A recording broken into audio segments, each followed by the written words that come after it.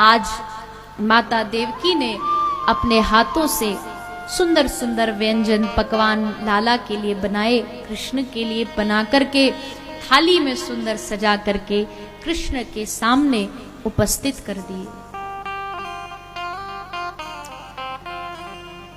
कृष्ण के सामने रखे हैं। भगवान ने थाली देखी और कहते हैं कि उस भोजन को देख करके, उस व्यंजन को देख करके श्री प्रभु का हृदय गदगद हो गया और आंखें भीग गई। आंखें भीगी, आंख से अश्रु की धार बही और बिना भोजन किए, भोजन छोड़ करके श्री प्रभु उठ करके महल के शिखर पर बैठ गए। अब ये बात तो थोड़ी सी अटपटी है कि भोजन को देख के कौन रोता है।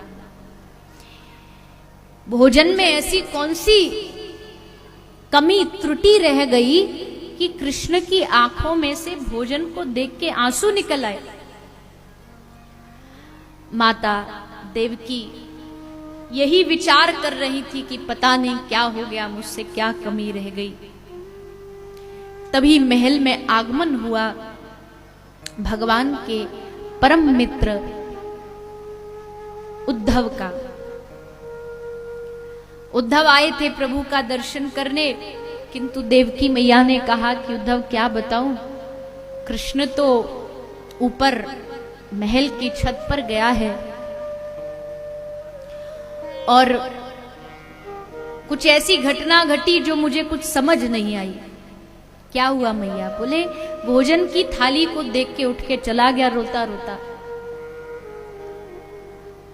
अब उद्धव, मैं तो उसकी मां हूं, शायद न बताए, पर तू उसका मित्र है, मित्र से हर बात व्यक्ति बता देता है, तो तुम जाके कृष्ण से पूछो। भगवान के पास श्री उद्धव जी का आगमन हुआ। उद्धव जी ने देखा कृष्ण अभी भी रो रहे हैं, तो पूछा, हे प्रभु क्या बात है? आप भगवान होके रो रहे हैं, बताइए। आप मथुरा के राजा होके रो रहे हैं, ये क्या बात हुई? लोग क्या कहेंगे?